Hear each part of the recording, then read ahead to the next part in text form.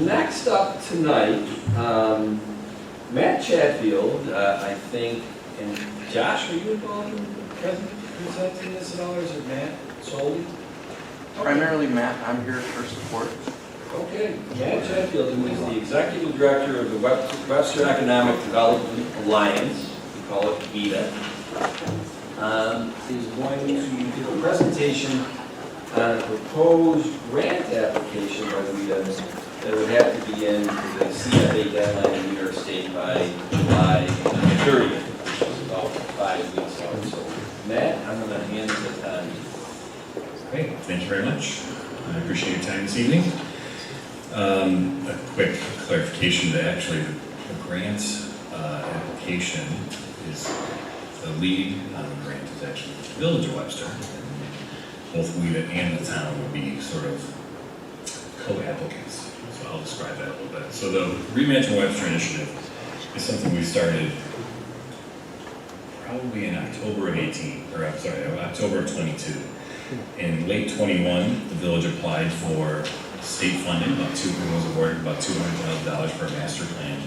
And this is surrounding the area of Xerox, our industrial area, mainly centered on the Phillips Road corridor, which is this, kind of a nexus of the vacant and kind of, I wouldn't say barren, but it's basically closed down industrial activity.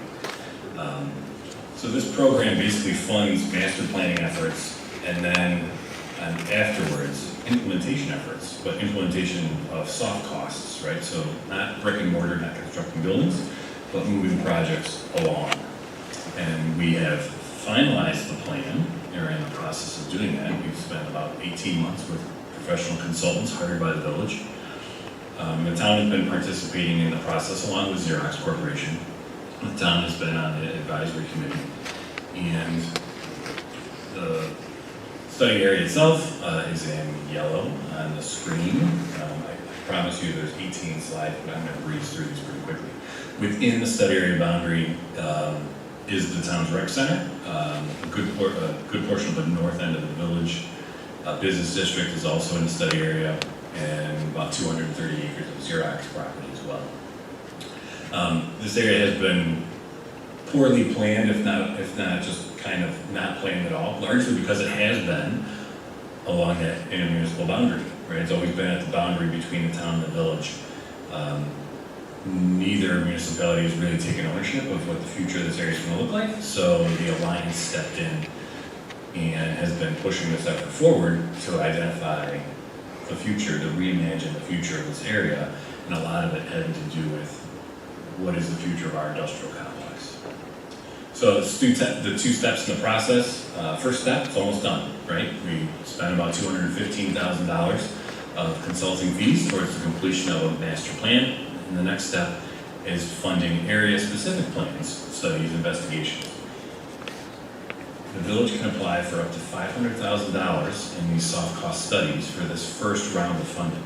And it's not precluded from applying for more should other projects come to fruition. And 90% of the project cost is funded by the state. So the local sponsor of the project has to come up with the required 10% match.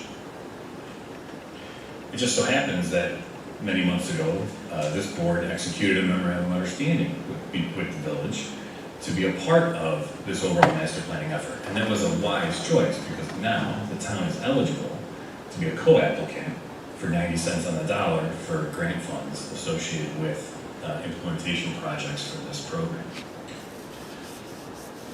Just a quick overview. The study area itself, it's about 488 to 500 acres. It's been compartmentalized into what we call strategic sites. One of the largest strategic sites is the town's recreation complex, in addition to what we call the Xerox West campus, which is just to the south on the other side of Chiota Drive. And Chiota Drive being the focus of this potential project. So, just to give you a quick understanding, this planning process had quite a bit of public engagement. We sat down with the town's recreation department, trying to understand, what are your needs for your campus? What's the vision for the future? What are you seeing from the need and demand on the recreation side. You know, the rec center is getting a lot of usage, a spike in usage. The trails, the pickleball facilities, all being heavily used. But still, the visibility of the complex itself is something that Chris Pyle would like to improve, especially from an awareness perspective, and of course improving, you know, accessibility and drive-by traffic. And also pushing that the branding of this is a community-based and not just maybe perceived as potentially just a senior center. We went out to the business community, we went out to the summer celebration, and when we talked about what do people want to see in the community, these are the things that rose to the top. So at the summer celebration back in 2023, we had a booth, public art, farmers market, outdoor venues, an amphitheater, sports facilities. We met with business owners the following week, yet again, amphitheater, improved trails, public art, farmers markets. These are all of these elements that have been rising to the top. So we took that to heart, and we also did an economic analysis, trying to understand what is the economy telling us? What are we capable of doing within the area? The number one priority need from an economic perspective was identified as housing, with over 1,000 units capable of being supported, new housing units within the next 5 years, both homeowner and rental, and a mixture of varieties, not just single family, multifamily, duplexes, townhomes, and apartments. So the team put together a plan based on all the information that it gathered. And the rec center is at the northern end of that plan. Across the street from that plan is across the street from the rec center is what's proposed to be a new mixed-use neighborhood, 500 to 700 housing units, with a mixture of some ancillary and supportive retail, entertainment, and/or sports and athletic facilities, as well as a signature public gathering space. The area in pink, on this slide, it's kind of outlined in pink, that's the Chowder Drive component of the project. And it is envisioned and recommended as part of the master plan that Chowder Drive be extended west through 250. And what that accomplishes is creates a brand new gateway entrance into the town's recreation facility, a new access point from the west along one of our main state highways traveling north-south, and it then also sort of rationalizes the roadway network surrounding that large neighborhood site. So we have multiple points of ingress and egress from this larger development area.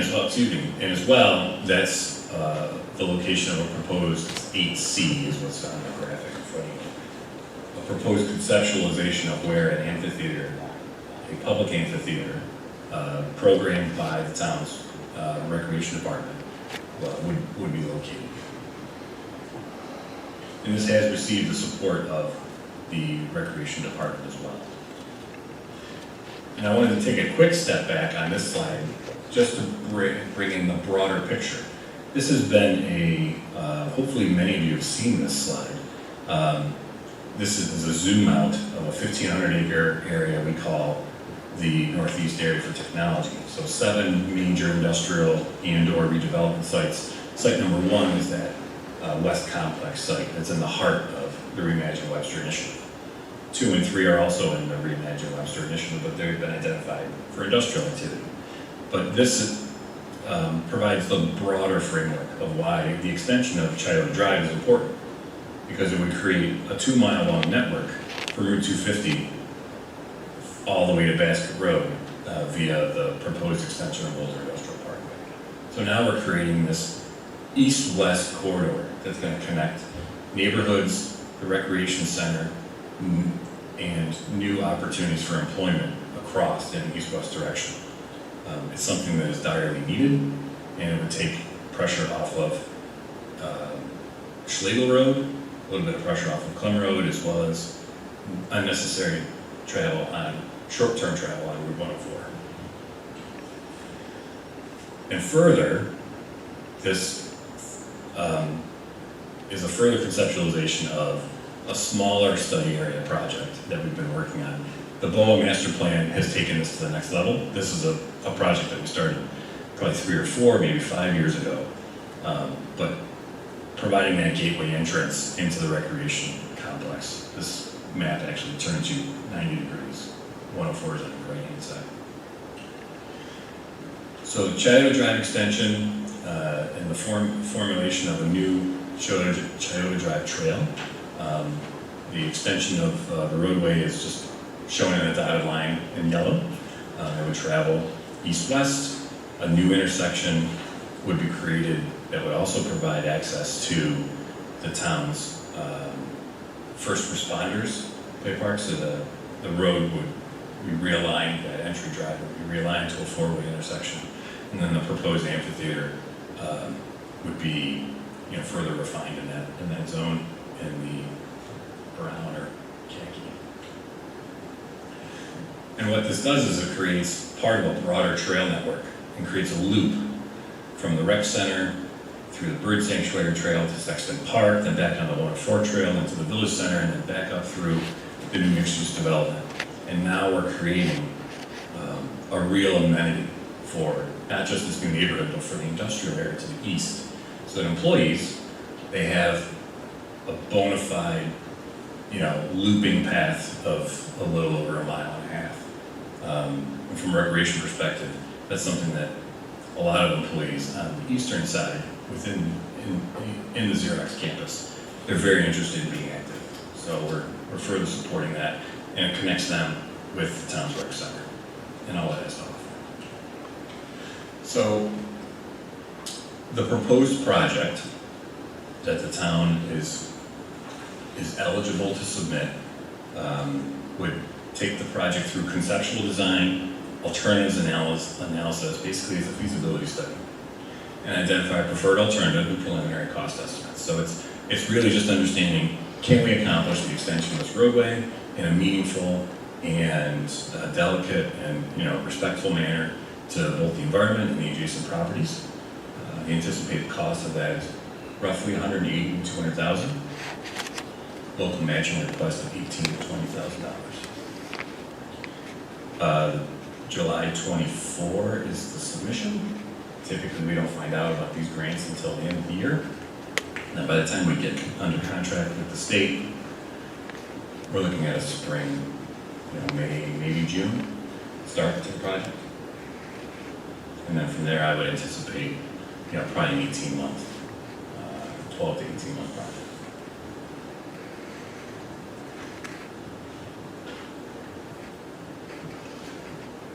And with that, I am opening up. I'm opening up the floor to any questions. Matt, what are some of the challenges as far as landowners go with the extension of Chayote Drive? The proposed alignment is 100% on town only. So Xerox doesn't come into play with this extension at all? Not at all. All the land is owned by the town fee simple. Great. Yes. That does make a lot of sense. Yes, it does. That pretty much makes it a non-issue. It does. Yeah.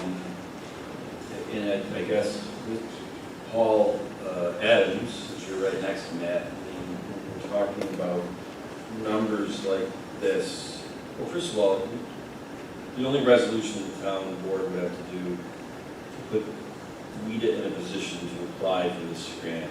So the resolution would be that upon award that the town is committing to funding, it's 10% match. Right. I think we got that queued up for next week. Yep, I'm working with Josh and we're finalizing the language. It's going to be a carry-on of the village's resolution, because the village is the lead applicant. So the format of the resolution is largely dictated by the state and very straightforward. But you had a question for Mr. Adams? What? There's no bonding needed or anything like that to apply for the CFA grant. You may be in luck in that with its location on the town's recreation complex, you know, I don't know. I think you would use general funds, you could probably use trust fund, park trust fund. Yeah, I think it would come from general fund Or general. initially. You have options. Well, I think it's great to utilize that space, especially the Xerox property right across the street from the rec center that's just been empty for years. I love the idea of the walking trails. I'd have to see conceptually all of the things that you're proposing to put in that spot, because that's an awful lot when you're talking about housing, businesses, walking trails, and an amphitheater. Maybe it's just me, it doesn't seem like that space is that big to accommodate all that. I mean, I imagine you can make that work, but it would seem like there would be an awful lot in there. So just as a conception, just to underscore what is being analyzed currently as part of this project. The project that's being proposed is just the extension of Chatham Drive and a creation of a trail along Chatham Drive. Everything to the south of Chatham Drive is part of it's privately owned, and it will be going out for, it'll be going up on the market soon for private development. Okay. So there's nothing as part of what the town would be controlling on the area south of Chatham. It's everything north of Chatham. Okay. And I'm glad you brought that slide back up, because that does give a visual that this really, the town's portion is north of Chiota. That amphitheater, Chris has already been talking about that space, the parking lot there in 8A or whatever. This is all town stuff. What's south of there, that's 80-acre campus of Xerox, West Campus. As Matt said, it's probably going up for sale. It'll be interesting to see how that all plays out. The goal of this effort was to force the vision for what should happen on that 80-acre site, rather than let someone else dictate a vision that maybe wasn't what the community wanted to see. There was robust community engagement on what should happen on that 80-acre site, and that's where this concept came from. Granted, it might not look exactly like this when it's done, but there's a lot of elements that you see here that will be a requirement for future development. And really, that 80-acre site south of Chiota, so many factors will go into play with the market demands. Xerox, they're a private owner, they don't have to sell if they don't want to. Right. I do think the town board needs to know that about 27 acres at the north of that 80-acre campus is in the town. Municipal line of the town separated from the village right now goes through kind of the middle of a building. So the village is aware, Xerox is aware, the town should be aware. The 80 acres that Xerox wants to sell, in that configuration is probably not going to be a real thumbs up to a private investor saying, oh great, I'm buying 80 acres and I've got to toggle between two municipalities as I develop it. So there's been preliminary discussions about, well, we move the municipal line north and have that all be in the village. And so then the developer, whoever buys that land only, has to deal with village planning, zoning, and all that. And those are very preliminary discussions between village leadership and town leadership right now, because obviously the town would want something in exchange for that. And we've, Matt, I'd say just, brief discussions about, well, on the other side of Phillips, where does the line move for one of these campuses that Xerox is looking to sell now becomes all town. You know what I mean? So, very preliminary. What I like what Matt brought today is there's not a lot of ifs and buts and candy and nuts. This is all town land. This is all rec center. This is all doable. It almost doesn't matter what happens south of Chiota. Correct. because that's a crapshoot at this point. There are so many different factors, and as Councilman Cahill said earlier, which was a very astute question, what's the land that we have to go through to do that extension in Chiota?